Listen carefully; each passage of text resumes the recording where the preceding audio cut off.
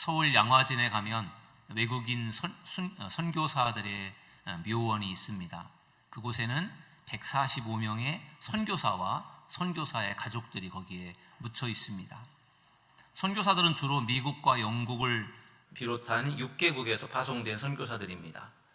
그들이 왜 편안한 삶을 내려놓고 왜 조선 땅에 와서 복음을 전하다가 왜 죽어야만 했을까요? 아마도 조선 땅에 복음을 전하고 싶은 그러한 마음들이 강했기 때문에 아마 조선 땅에 와서 복음을 전하지 않았을까 싶습니다. 선교사님들 중에는 자녀들이 병에 걸려서요, 어린 자녀가 죽은 경우들도 많습니다. 참 선교사들이 젊은 나이에 아이들을 데리고 와서 사역하다가 아이가 죽으니 그게 얼마나 참 고통스럽겠어요. 또 선교사님들도 병에 걸려서 죽는 경우들도 있었습니다. 또 사고로 세상을 떠나는 분도 계셨습니다. 그렇게 해서 145명의 선교사들이 거기에 묻힌 것입니다. 정말 선교사님들의 그러한 수고와 헌신이 있었기 때문에 우리나라 땅에, 조선 땅에 복음이 전해졌고 오늘 이렇게 많은 교회들이 세워지게 된 줄로 믿습니다.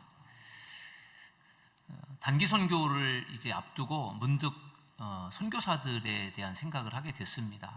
그들이 뭐가 아쉬워서 조선 땅에 와서 그들이 이렇게 고생을 하면서 복음을 전하다가 죽어서 이 땅에 묻혀야만 됐을까? 그러면서 정말 본인 혼자가 아니라 가족들과 와서 복음을 전하다가 죽어서 이 땅에 묻힌 선교사님들을 보면서 참 감사한 마음을 갖게 됐습니다. 그동안에 단기 선교를 준비했습니다. 그리고 이제 오늘 저녁에 드디어 이제 캄보디아로 출발을 하게 됩니다.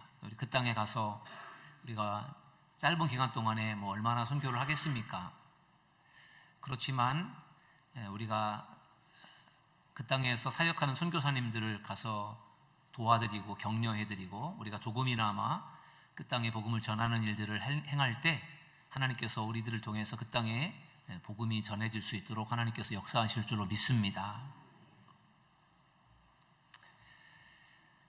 지난 주일은 맥주감사주일로 상반기를 마무리하면서 감사의 절기를 지켰는데 감사에 대한 부분이 너무 중요해서 지난 주에 감사 절기를 지키는 것으로 마치기에는 좀 아쉬움이 있어서 감사에 대한 말씀을 좀 더 나누려고 말씀을 준비했습니다.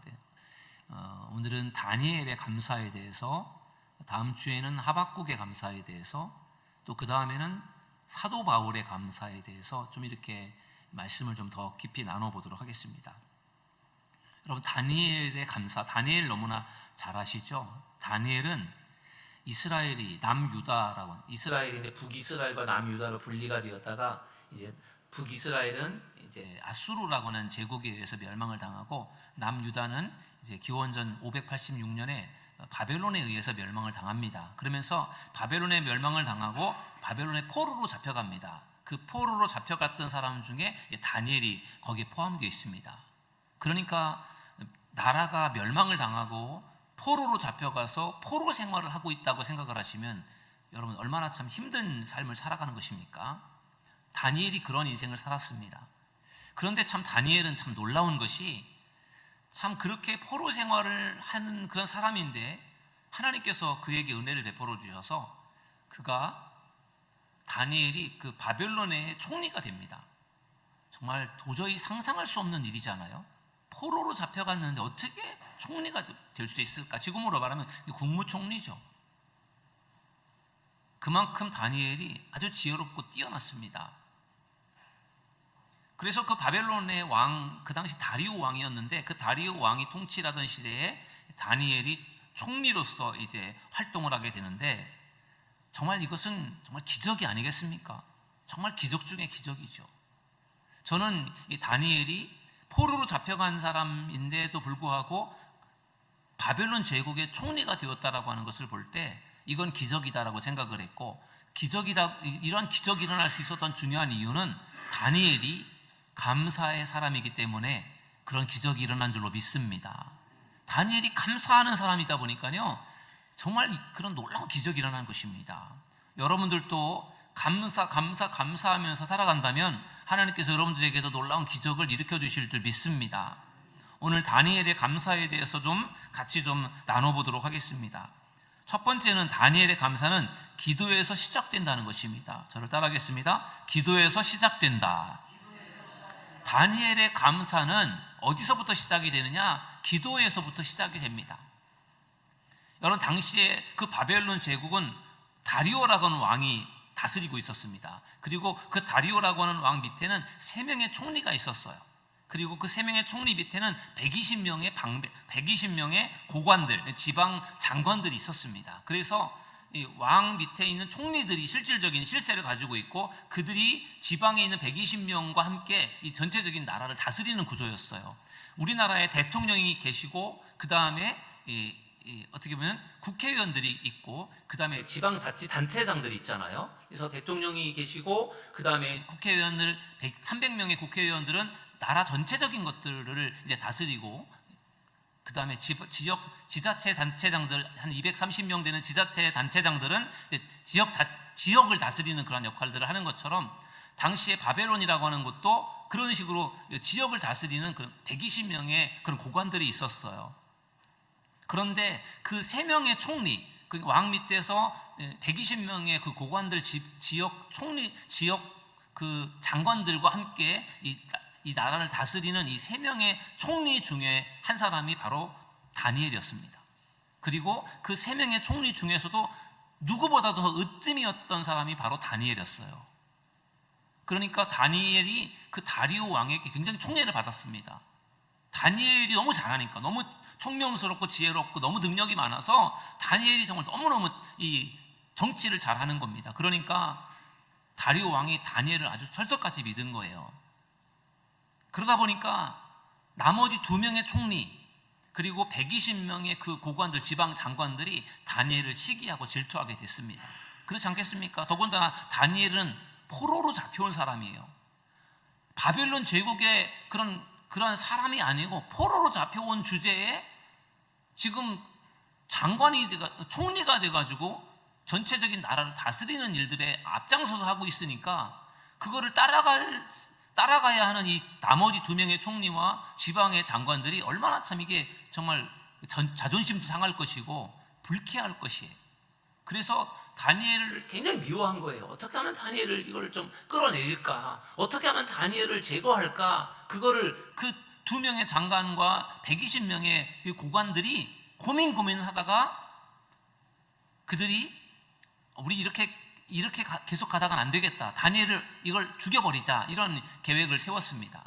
그런데 아무리 찾아도 다니엘을 죽일 만한 건이 없어요. 정말 아무리 긁어도 흠과 티를 발견할 수가 없는 거예요. 다니엘을 제거하고 싶은데 뭔가 다니엘에게 뭔가 죄목을 씌울 만한 게 없어요. 그러던 중에 다니엘에게 뭔가 문제를 삼을 만한 것들, 꼬투리를 그들이 찾아냈는데, 그게 뭐냐면은 다니엘이 매일매일 하나님께 기도한다라는 것을 그들이 찾아냈어요. 그걸 알게 된 거예요. 그래서 요걸 가지고 다니엘을 잡자, 그런 생각을 가지고 그들이 나름대로 법안을 만들었습니다. 그 법안의 내용이 오늘 본문에 소개되는 것처럼 앞으로 30일 동안 누구든지 다리오 왕 외에 다른 사람이나 신에게 무엇을 구하면, 기도하면, 신이든지 사람이든지 기도를 하면 그 사람은 사자굴 속에 던져 넣는다. 그거를 이제 법안을 만든 거예요. 그것을 초안을 만들어 가지고 이 장관들과 그 고관들이 이제 다리오 왕을 찾아간 거예요. 그러면서 다리오 왕이 기분 좋도록, 왕을 위한 것입니다. 왕 이외에 그 누구도 없습니다. 왕 이외에 그 누구에게라든지 기도하는 사람은 그 사람은 다 죽여야 됩니다. 이렇게 해야 왕의 정치가 안정적입니다. 이러면서 그들이 이제 왕을 구워 삶은 거죠. 그래서 왕이 듣고 보니까 자기를 위한 것 같아서 그냥 거기에 도장을 꽝 찍었습니다. 그러니까 결국은 그 법령이 초안이었는데 거기에 왕의 도장이 찍히면서 그것이 이제 법이 된 것이죠. 그러면서 그것이 금령으로 이제 발표가 된 거예요. 그리고 그것을 다니엘도 듣게 된 것입니다. 그때 다니엘이 어떻게 하느냐가 이제 오늘 본문의 말씀이에요. 여러분, 다니엘이 오늘 감사인데, 다니엘이 감사를 언제 하는가 우리가 주목해 봐야 됩니다. 다니엘이 포로로 잡혀왔는데 다니엘이 바벨론의 총리가 되었지 않습니까? 그때 내가 총리가 되었으니까 나 참 감사하다. 내가 어떻게 총리가 되었을까? 하나님 저를 총리시켜 주셔서 감사합니다. 이렇게 감사하는 게 아니에요. 오늘 본문은 다니엘이 어떤 상황에서 감사를 하는 건가 하면요, 그 법령 30일 동안에 왕 이외의 다른 신이나 사람에게 무엇을 구하면 사자굴 속에 던져넣는다는 그 법을 이제 법이 통과가 되었을 때, 그때 다니엘이 하나님 앞에 기도하면서 감사를 합니다. 오늘 본문을 다시 한번 읽어보도록 하겠습니다. 다니엘 6장 10절입니다. 다 같이 읽습니다. 시작. 다니엘이 이 조서의 왕의 도장이 찍힌 것을 알고도 자기 집에 돌아가서는 윗방에 올라가 예루살렘으로 향한 창문을 열고 전에 하던 대로 하루 3번씩 무릎을 꿇고 기도하며 그의 하나님께 감사하였더라. 아멘.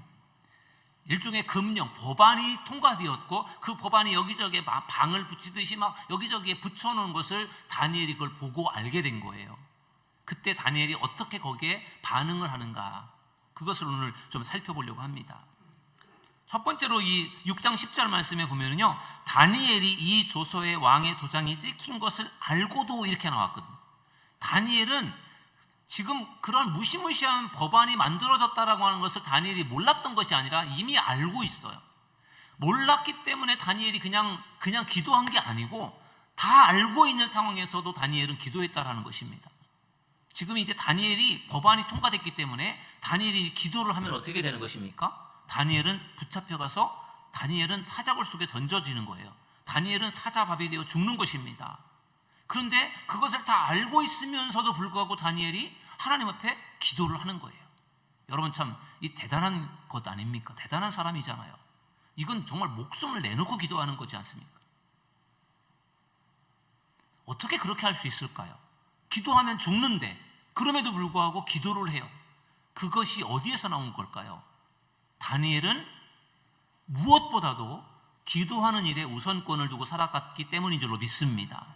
죽음 앞에서도 다니엘이 기도할 수 있었던 중요한 이유는요, 그는 항상 기도하는 일에 우선순위를 두고 살았던 것입니다. 여러분, 우리가 인생을 살아갈 때 어디에 인생의 우선순위를 두느냐가 매우 중요합니다. 여러분들은 과연 인생의 우선순위를 어디에 두고 살아갑니까? 돈에다 우선순위를 두고 살아가는 사람도 있을 겁니다.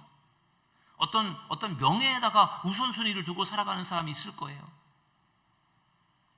건강에다가 우선순위를 두고 건강관리에 최선을 다하는 사람들도 있을 것이고, 내가 좋아하는 취미에 아주 우선순위를 두어서 누가 뭐래도 내가 그 내가 좋아하는 그 일을 어떻게든지 하면서 살아가는 사람들도 있을 것입니다. 사람마다 다 우선순위가 있어요. 그런데 다니엘에게 있어서의 우선순위는 기도였음을 여러분 믿으시기 바랍니다. 그러니까 죽음 앞에서도 다니엘은 기도를 멈추지 않았던 것입니다.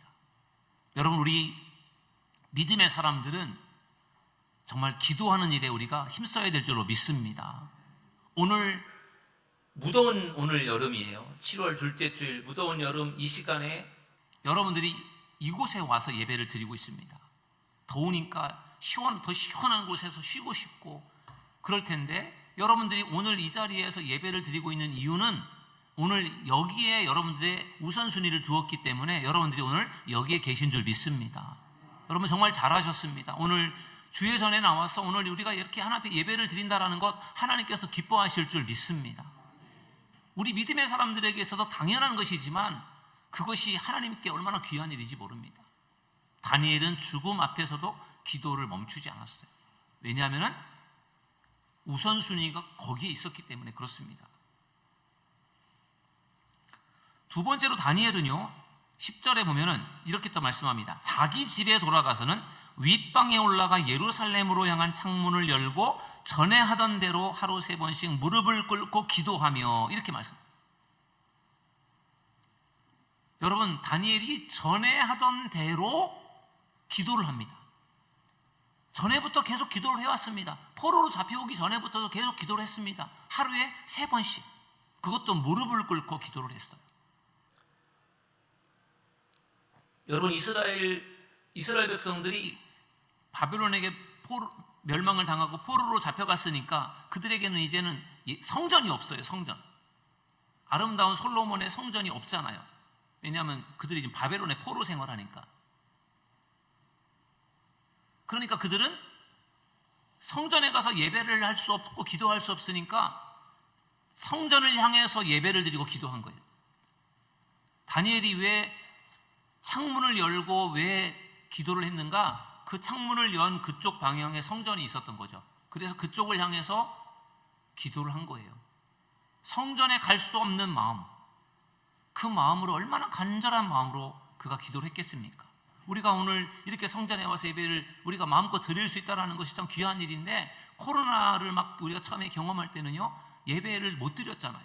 온라인 예배를 드리기도 하고, 교회에 뭐랄까요, 집합금지, 거리 제한, 이런 것들 때문에 교회를 오지 못하고 예배를 못 드렸던 그런 그 경험들을 우리가 가지고 있지 않습니까? 그때 교회를 주일인데도 교회를 못 가고 집에서 온라인으로 예배 드리고 막 이럴 때 우리의 마음속에 더 예배에 대한 간절한 사모하는 마음들 그때 있었지 않습니까? 우리가 그 마음을 잊지 않고 우리가 예배할 수 있기를 바랍니다. 포로 생활 중에 있는 이 다니엘이요, 예루살렘 성전에는 갈 수 없으니까 창문을 열어놓고 그곳을 향해서 매일매일 하루에 3번씩 기도하는 그 마음이 얼마나 그 사모하며 간절한 마음으로 기도했겠습니까? 전에 하던 대로라고 하는 이 말은 이제는 다니엘에게는 기도가 완전히 습관이 되어버린 거예요. 매일매일 3번씩 기도하는 그것이 다니엘의 기도의 습관이에요. 그러니까 다니엘은요, 기도하면 죽는 상황에서도 기도를 할 수밖에 없었던 중요한 이유는 기도가 다니엘에게 습관이 되었기 때문인 줄로 믿습니다. 여러분, 우리가 좋은 습관을 만드는 것이 매우 중요합니다. 우리 그리스도인들에게 있어서 좋은 영적 습관이 매우 중요해요. 예배를 철저하게 드리는 것, 성경을 잘 읽는 것, 기도 생활에 힘쓰는 것, 이런 경건 생활 매우 중요한 훈련이거든요. 정말 주일날 하나님 앞에 나가서 예배를 드리는 것들이 훈련이 잘 된 사람은 주일날 무슨 일이 있어도 하나님 앞에 나가서 예배를 드립니다. 그런데 주일날 예배를 드리는 것이 잘 훈련이 안 된 사람은 무슨 일이 있으면 주일날 또 빠지게 되고 또 저것 때문에 빠지게 되고 이렇게 된다라는 거죠. 우리가 정말 예배를 드리는 것, 기도하는 것, 말씀을 묵상하는 이런 부분들이 우리에게 정말 좋은 영적인 습관이 되기를 주님의 이름으로 축원합니다. 습관이라고 하는 것이 중요한 이유는 습관이 잘 만들어지면요, 그 습관이 그 사람의 인생을 이끌어가는 거예요. 좋은 경건의 훈련이 되어서 내가 좋은 경건 훈련으로 내가 훈련이 되어 있으면요, 그 경건 훈련이 나의 인생을 이끌어간다는 것입니다. 그런데 내가 경건 훈련이 잘 되어 있지 않으면 그게 잘 안 되는 거예요. 내가 필요할 때는 하지만 내가 필요하지 않을 때는 잘 안 되는 이런 것들이, 이게 습관, 영적인 습관이 잘 된 사람과 되지 않은 사람의 차이점이라는 거예요. 여러분, 좋은 영적인 습관을 만드시는 여러분들이 되기를 주님의 이름으로 축원합니다. 다니엘이 매일매일 기도하는 그 기도의 습관이 있었기 때문에 그는 죽음 앞에서도 기도를 포기하지 않았던 것입니다. 또한 다니엘 6장 10절 끝부분에 보면은 이렇게 말씀하고 있어요. 그의 하나님께 감사하였더라. 아멘. 여러분, 지금 다니엘이 감사할 수 있는 상황이 아닙니다. 다니엘은 기도의 사람이고 매일매일 기도하는 사람인데, 지금 이 다니엘을 시기 질투하는 사람들이 법을 만들어서 다니엘이 기도하면 다니엘을 죽이는 법을 만드는 거잖아. 이건 다니엘을 잡으려고 만드는 법이란 말이에요. 근데 거기에 이제 다니엘이 이제 걸려드는 거잖아요. 그러니까 다니엘이 억울하기도 하고 속상하기도 하고 세상에 이런 법이 어디 있는가 싶어서 정말 따지고 싶을 텐데, 다니엘이 그런 상황에서도 하나님 앞에 기도하면서 감사했다라는 것이 참 놀랍지 않습니까? 여러분, 다니엘이 하나님 앞에 기도하면서, 하나님께 기도하면서 나아갈 때 하나님께서 다니엘의 마음속에 감사하는 마음을 주셨다는 것을 믿으시길 바랍니다. 하나님의 응답인 것 같습니다. 다니엘의 감사는 기도에서 시작되는 것이고요, 두 번째로 나누고 싶은 말씀은 다니엘의 감사는 기도의 결과물이라는 것입니다. 저를 따라하겠습니다. 기도의 결과물이다. 여러분, 다니엘의 감사가 어디서부터 온 것입니까? 그것은 기도에서부터 온 것입니다. 다니엘이 기도할 때 결국은 다니엘이 어떤 상황에서도 감사할 수 있는 사람이 된 것입니다. 오늘 우리가 읽었던 본문 다시 한번 다니엘 6장 10절 말씀을 보면요, 다니엘이 이 조서의 왕의 도장이 찍힌 것을 알고도 그가 기도했다 이렇게 말씀하고 있어요. 여러분, 다니엘이 왕이 이제 그 금령을 발표했는데 그 금령에 따르면은 이제는 기도하면, 이전과 똑같이 다니엘이 기도를 하면 이제 다니엘은 붙잡혀가서 이제 사자굴 속에 던져지는 거예요. 남들이 보지 않도록 몰래 숨어서 기도하면 되겠지, 다니엘은 그런 생각을 한 게 아니에요. 기도하면 죽는데 뭔가 두려움이 아마 있지 않겠습니까? 그런데 그런 상황에서도 다니엘은요, 기도를 멈추지 않았어요. 정말 다니엘의 용기가 대단합니다.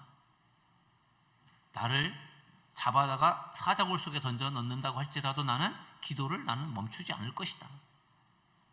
여러분, 다윗이 골리앗과 싸우러 나갈 때 다윗은 소년이었습니다. 골리앗은 블레셋의 아주 명장수고요, 키가 거의 3m가 되는 어마어마한 장수예요. 근데 다니엘은 소년 목동이란 말이에요. 근데 이 상대가 안 되는 싸움인데 다윗이 골리앗을 향해 나갈 때 아주 담대하게 나갔거든요. 하나님이 나와 함께 하시면 내가 너를 이길 수 있다. 너는 칼과 창으로 내게 오지만 나는 하나님의 이름으로 간다. 이것이 다윗의 신앙이지 않습니까? 여러분들에게도 이러한 믿음이 있기를 주님의 이름으로 축원합니다. 다니엘의 마음속에도 그런 믿음이 있었던 것 같아요. 정말 기도하다가 내가 붙잡혀가서 사자굴 속에 던져지는 한이 있다고 할지라도 나는 기도한다. 그러면서 기도하면서 다니엘이 감사했다라는 것이죠. 정말 귀한 다니엘의 신앙이 아닌가 생각이 됩니다. 여러분, 사무엘상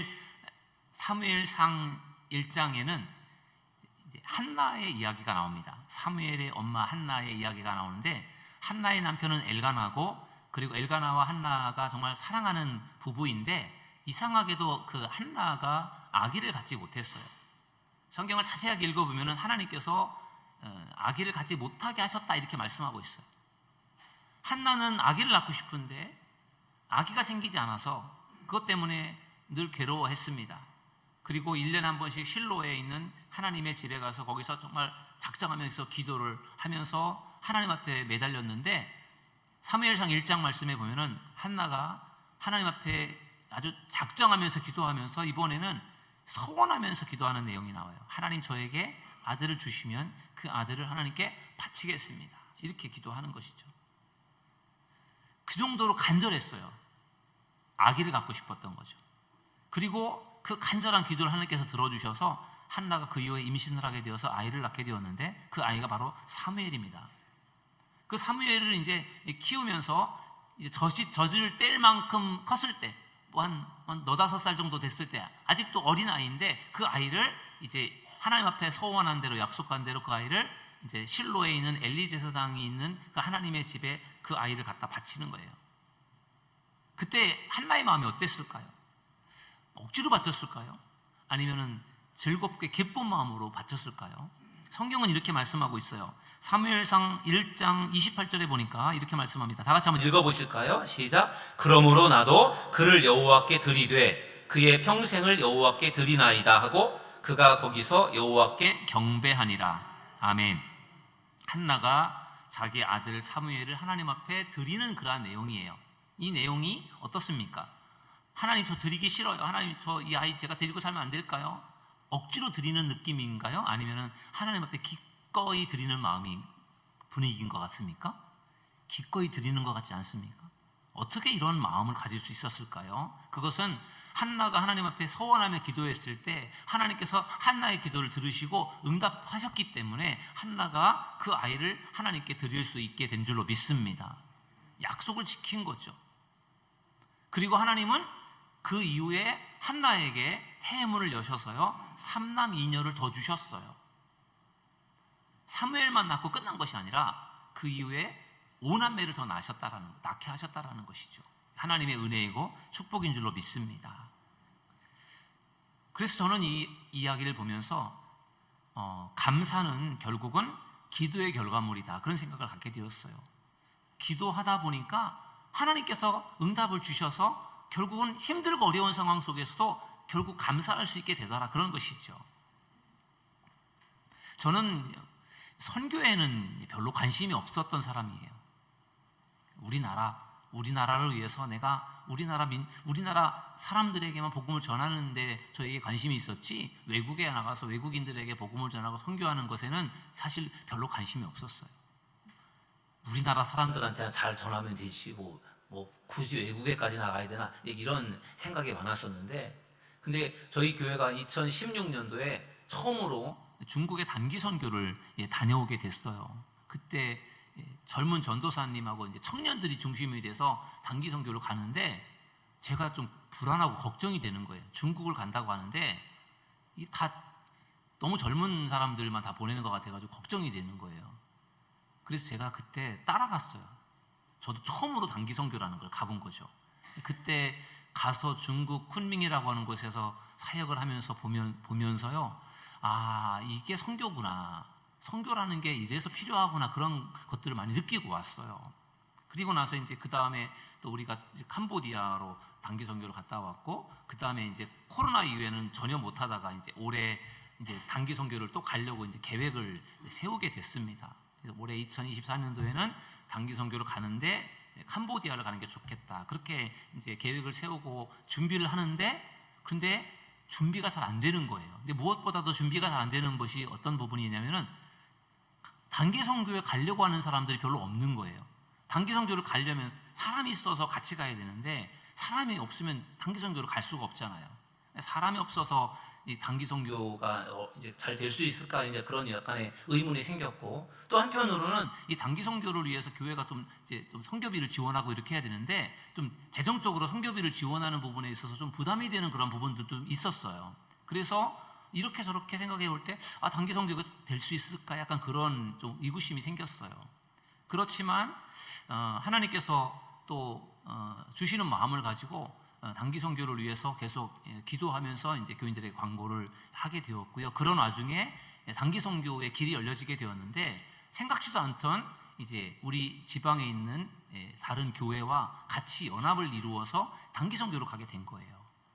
우리 교회 자력으로만 가기에는 조금 버거운 상황이었고, 그 교회도 그 교회 혼자만 가기엔 좀 버거운 상황이었는데, 또 우리는 또 이미 캄보디아를 갔다 왔던 경험들이 있고, 그 교회는 그런 경험들이 없고, 그러다 보니까 그런 것들이 이제 잘 맞아서 같이 우리 이제 이번엔 같이 연합해서 단기 선교를 다녀옵시다, 이렇게 해서 이제 단기 선교를 할 수 있게끔 이제 다시금 가능성이 생기게 된 거예요.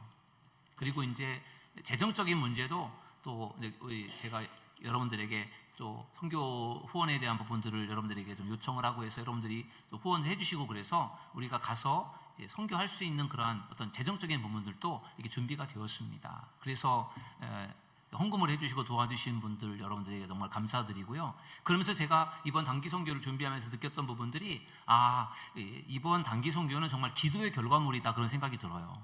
정말 인원적으로 볼 때도 그렇고 재정적으로도 그렇고 참 힘든 상황이었는데, 그런데 이것이 가능해지는 그러한 걸 보면서 하나님께서 기도하면서 이 길이 열려졌다라는 그런 생각을 갖게 되었습니다. 여러분, 그래서 제가 이제 감사한 마음을 갖게 되었어요. 여러분들, 우리가 기도할 때 하나님께서 우리의 기도를 들어주시고 우리의 길을 열어주신다는 것을 믿으시길 주님의 이름으로 축원합니다. 그래서 감사하게 되는 그러한 그 모든 것들 가운데 우리가 기도가 중요하다, 그런 생각을 하게 됩니다. 여러분, 기도를 통해서 우리가 기도의 어떤 그러한 기도에 힘쓸 때 하나님께서 우리에게 응답하실 것이고, 또 우리에게 감사의 그런 기회들을 주실 줄로 믿습니다. 마지막으로 세 번째로 나누고 싶은 말씀은 다니엘의 감사는 고난 중에도 계속된다라는 것입니다. 저를 따라하겠습니다. 고난 중에도 계속된다. 여러분, 감사라고 하는 것이 감사한 상황에서만 감사하는 것은, 그것은 세상 사람들도 다 할 수 있는 것이에요. 그런데 우리 믿음의 사람들에게 있어서의 감사는요, 그게 고난 중에도 감사할 수 있다라는 것이에요. 그게 참 놀라운 일이죠. 오늘 다니엘 같은 경우가 그런 경우예요. 감사할 수 있는 상황이 아니에요. 기도하면 죽는다라고 하는 것을 알게 되었을 때 거기서 어떻게 감사를 하겠어요? 그런데 다니엘은 감사를 하고 있어요. 우리가 오늘 본문에서 읽었던 것처럼 다니엘서 6장 10절 끝부분에 보면은 그의 하나님께 감사하였더라. 이제는 기도하면 죽는데 다니엘은 기도하면서 하나님 앞에 감사를 고백하고 있는 것입니다. 그게 다니엘의 신앙이었어요.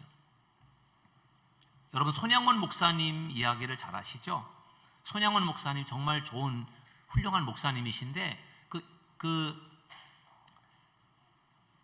공산당원에게 두 아들을 잃게 되었죠. 손양원 목사님의 두 아들이 공산당원에게 끌려가서 총살을 당했어요. 그래서 난데없이 두 명의 아들이 죽은 거예요. 그래서 이제 손양원 목사님이 두 아들의 장례를 치르는데, 그때 손양원 목사님이 얼마나 마음이 쓰리고 아팠겠습니까? 저 자식이 죽으면 가슴에 묻는다는데 이 젊은 청년 두 명이 하루아침에 둘 다 죽었으니까 이게 얼마나 고통스럽고 힘든 일이겠어요. 그 두 아들의 장례식을 이제 목사님이 치르시면서, 그때 이 목사님이 그 장례식장에서 하나님 앞에 9가지 감사를 드렸다는 거예요. 아니, 두 명의 아들이 죽었는데 감사할 게 어디 있겠어요? 그런데 그 손양원 목사님의 감사의 기도 내용을 보면은 정말 기가 막히고 놀라워요. 도저히 감사할 수 있는 상황이 절대로 아닌데, 그런 상황에서도 손양원 목사님은 거기에서도 감사를 찾아내는 거예요. 뭐라고 감사했는가, 제가 몇 가지만 소개를 해보겠습니다. 나 같은 죄인의 혈통에서 순교의 자식이 나게 하셨으니 감사합니다. 나 같은 죄인의 혈통에서 순교의 자식이 나게 하셨으니 감사합니다. 3남 3녀 중에서도 가장 아름다운 두 아들 장자 차자를 바치게 됨을 감사드립니다. 미국 가려고 준비하던 내 아들 미국보다 더 좋은 천국 가게 됨을 감사합니다. 내 두 아들을 총살한 원수를 회개시켜 내 아들을 삼고자 하는 사랑의 마음을 주심을 감사합니다. 여러분, 참 기가 막힌 그 고백 아니겠습니까? 이건 정말 말도 안 되는 그러한 상황에서 감사를 하고 있어요. 하나님을 원망하며, 하나님 어떻게 이럴 수가 있습니까? 제가 주를 위해서 이렇게 열심을 다했는데 하나님 어떻게 저에게 이렇게 하실 수가 있어요? 이게 보통 그런 상황에서 우리가 하나님 앞에 하소연하고 따질 수 있는 그런 이야기 아니겠습니까? 그런데 그 상황에서 이 손양원 목사님은 오히려 하나님 앞에 감사의 기도를 드리고 있다는 것이, 이것이 정말 이해가 되지 않는 부분이죠. 그런데 그게 신앙의 힘이었던 것이죠. 왜냐하면 손양원 목사님은 두 아들을 잃었지만 거기에도 하나님의 뜻이 있다는 것을 믿었던 거죠. 어떤 순간에도 손양원 목사님은 하나님을 신뢰했던 거예요. 하나님이 나에게 잘해줄 때만 하나님을 내가 신뢰하고, 내게 어려운 일이 생기면 하나님을 불신하고, 이런 것이 아니라 내가 힘들고 어렵더라도 하나님은 나와 함께 하심을 믿는 믿음, 내가 이해할 수 없는 사건 속에서도 분명히 하나님의 뜻이 있을 거라는 것을 믿는 것, 그게 우리 믿음의 사람들의 신앙이 되어야 할 줄로 믿습니다. 우리가 이해할 수 없는 일들이 많지 않습니까? 그런데 그럼에도 불구하고 거기에 하나님의 뜻이 있는 거죠. 합력하여 선을 이루신 하나님의 뜻이 있는 거예요. 지금 당장에는 도저히 이해가 안 되지만 시간이 흘러보면 그때 가면 하나님의 뜻을 알게 되는 경우들이 참 많습니다. 여러분, 하나님을 항상 신뢰하기를 주님의 이름으로 축원합니다. 어려운 상황 속에서도 하나님을 신뢰하십시오. 나에게 뭔가 정말 치명적인 문제가 발생이 됐다고 할지라도 낙심하시고 하나님을 원망하지 마시고, 그러한 상황 속에서도 하나님을 신뢰하고 믿고 나아가는 여러분들이 되기를 주님의 이름으로 축원합니다. 그럴 때 우리는 고난의 상황 속에서도 감사할 수가 있을 것입니다. 사도 바울은 로마 교회에 보낸 편지에서 이렇게 고백했어요. 우리가 너무나 잘 아는 본문인데요, 같이 한번 읽어보시겠습니다. 로마서 5장 3절 4절입니다. 시작. 다만 이뿐 아니라 우리가 환난 중에도 즐거워하나니 이는 환난은 인내를, 인내는 연단을, 연단은 소망을 이루는 줄 알미로다. 아멘. 여러분, 사도 바울에게 어마어마한 시련, 어마어마한 핍박, 고통이 참 많았어요. 어마어마하게 핍박을 당했습니다. 그런데 사도 바울이 뭐라고 고백을 합니까? 우리가 환난 중에도 즐거워한다. 환난과 핍박과 고난을 당해도 즐거워한다. 이게 참 말이 안 되는 거지 않습니까? 환난과 핍박과 고통을 당하면 슬퍼하고 힘들어야 되는데, 그런 상황에서도 사도 바울은 즐거워한다, 감사한다, 기뻐한다, 이런 고백을 하고 있어요. 그 이유가 무엇입니까? 그 이유가 뭐냐면은, 이는 환난은 인내를, 인내는 연단을, 연단은 소망을 이루는 줄을 내가 알미로다. 이게 무슨 말이냐면은, 사도 바울은 나에게 환난이 찾아오고 고난이 찾아왔다고 할지라도 그 고난을 내가 잘 참고 견디어내면 결국은 그걸 통해서 내가 더 단련이 되고, 그걸 통해서 더 하나님의 큰 뜻을 이룰 수 있다는 것을 사도 바울은 이미 경험을 통해서 알고 있는 거예요. 그러니까 힘들고 어려운 일이 발생이 되면 겁내하고 두려워하는 것이 아니라 이번에는 하나님께서 이걸 통해서 또 어떻게 역사하실까? 내가 이걸 잘 참고 견뎌내면 하나님은 이번에 또 뭘 주실까? 이런 생각을 가지고 환난 중에도 즐거워하는 것입니다. 여러분들에게 환난이 찾아오고 고난이 찾아오고 어려움이 찾아왔을 때 두려워하지 마시고 담대하게 이기는 여러분들이 되기를 주님의 이름으로 축원합니다. 하나님께서는 감당할 수 없는 시험을 주시지 않는다고 말씀하셨고 시험을 당할 즈음에 피할 길을 주신다고 말씀하셨어요. 능히 이기게 하신다고 하셨습니다. 두려워하지 마시고 놀라지 마시고 담대하게 이기는 여러분들이 되시기를 주님의 이름으로 축원합니다. 다니엘의 감사는 고난 중에도 계속되었다라는 거예요. 선교지에서 복음을 전한다라고 하는 것은 하나님의 입장에서 볼 때는 참 귀한 일이지만 사탄의 입장에서 볼 때는 아주 이거는 굉장히 신경 쓰이는 일인 거예요. 그러니까 사탄의 입장에서는 선교지에 와서 복음을 전하는 것을 어떻게든지 방해하고 싶겠죠. 그러니까 선교지에 들어가서 복음을 전한다라고 하는 것이요 굉장한 영적 전쟁이에요. 우리는 기도하면서 선교를 해야 되는 것이고 마귀는 어떻게든지 방해를 놓아서 선교를 못하게 하는 것이고 이제 그러한 보이지 않는 영적 전쟁이 많은 거예요. 이번에 이제 하늘빛 교회 우리 교회가 이제 연합을 해서 단기 선교를 준비를 하는 중에 이제 오늘 출발을 하게 됐지만 그동안에 어려운 점들이 참 많았어요.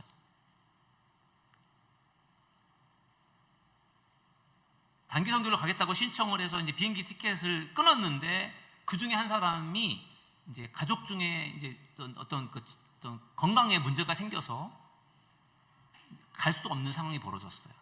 그래서 그분이 이제 못 가게 된 거예요. 취소를 했어요. 또 우리 단기 선교팀이 같이 모여서 2달 동안 계속 준비를 했거든요. 근데 준비를 하던 중에 우리 단기 선교를 가는 우리 학생들 중에 남학생 다리가 다쳐가지고 기부스를 하게 됐어요. 목발을 짚고 다니는 거예요. 이게 도대체 무슨 일인가 싶은 거예요. 또 어떤 친구는 또 손을 다쳐가지고 또 손에다가 또 기부스를 했어요. 또 우리가 그런 걸 보면서 우리 더 정신 차려야 되겠다, 우리가 조심해야 되겠다, 그런 마음으로 기도하면서 준비를 했는데 지난주에는 또 한 학생이 또 바이러스에 감염이 돼가지고 격리를 해야 되는 상황이 벌어졌어요. 코로나 이후에도 또 지금도 또 격리를 해야 되는 그런 것들이 있더라고요. 그래서 그 친구도 못 가게 됐어요. 다 준비를 해왔는데 결정적으로 못 가게 된 거예요. 그래서 이제는 15명이 가는 거예요. 오늘 아까 제가 문자가 왔는데 원래 비행기가 6시 40분에 이륙하는 비행기인데 7시 5분으로 25분이 지연됐다라고 이제 문자가 왔어요. 아무튼 우리가 오늘 그 비행기를 타고 이제 캄보디아를 가게 될 텐데 정말 갈 때까지 정말 어떤 일이 벌어질지 정말 좀 모르겠어요. 좀 염려되기도 하고. 그런데 한편으로는 이렇게 막 해방도 많고 어려움도 많고 한 걸 보니까 하나님께서 뭔가 큰 일을 하시려나 보다. 그래서 막 이런 방해 세력이 많은 것 같은 생각이 드는 거예요. 여러분들께서 기도해 주시길 바랍니다. 저도 좀 몸이 좀 안 좋아요. 저도 지금 목 디스크 때문에 팔도 좀 저리기도 하고, 그 다음에 또 때 아닌 여름 감기가 걸려가지고 좀 컨디션이 좀 안 좋아요.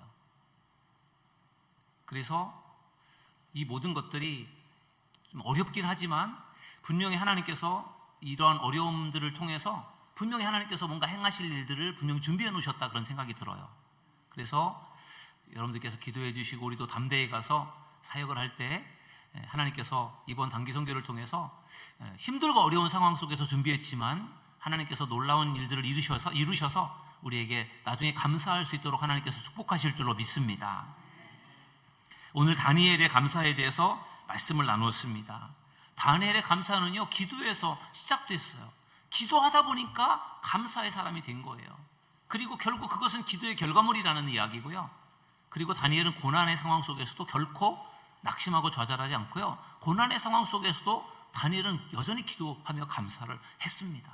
정말 훌륭한 믿음의 사람 아니겠습니까? 오늘 예배하는 여러분들의 마음속에도 이러한 다니엘의 감사가 깊이 도전이 되어서요, 우리도 어떤 순간에도 어떤 상황 속에서도 기도하며 감사하며 기도하며 살아가는 우리 믿음의 성도들 다 되기를 주님의 이름으로 축원합니다.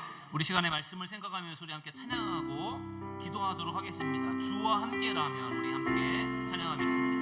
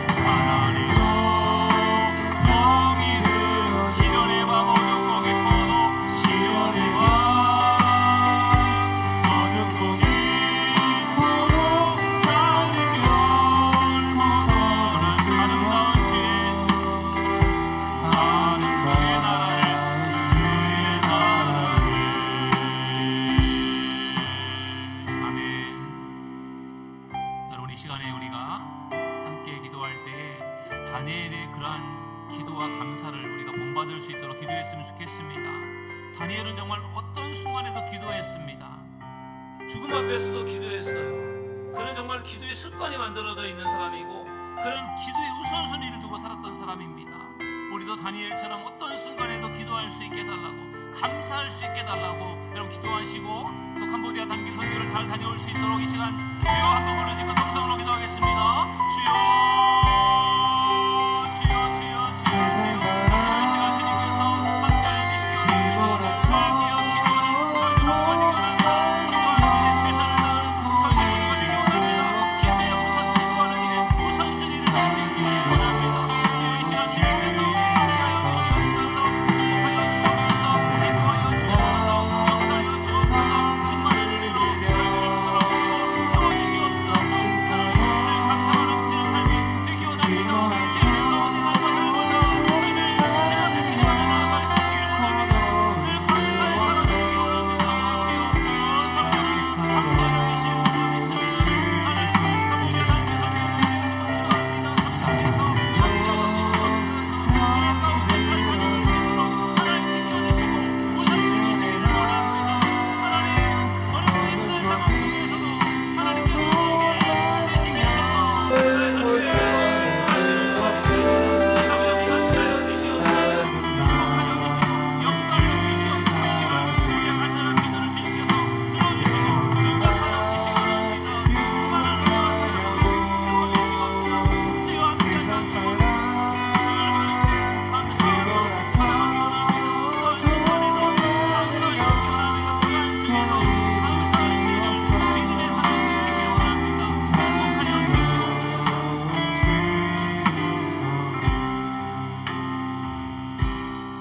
하나님, 다니엘은 앞으로 30일 동안 기도하면 사자굴 속에 던져 넣어 죽게 된다라고 하는 것을 알면서도 그는 전에 하던 대로 하루에 3번씩 무릎을 꿇고 하나님 앞에 기도하며 감사를 드렸습니다. 다니엘에게 있어서 기도하는 일이 무엇보다 우선순위에 있었기 때문에, 기도가 그에게 영적 습관이었기 때문에 그는 죽음 앞에서도 기도를 멈추지 않은 것입니다. 하나님, 우리도 기도하는 일에 최선을 다할 수 있기 원합니다. 하나님, 우리가 기도할 때 하나님께서 우리를 감사의 사람으로 만들어줄 줄로 믿습니다. 늘 기도하며 감사하며 기도할 수 있는 우리 믿음의 성도들이 다 되게 하여 주시옵소서. 주님께서 함께 하실 것을 믿으며 예수님의 이름으로 간절히 기도하옵나이다.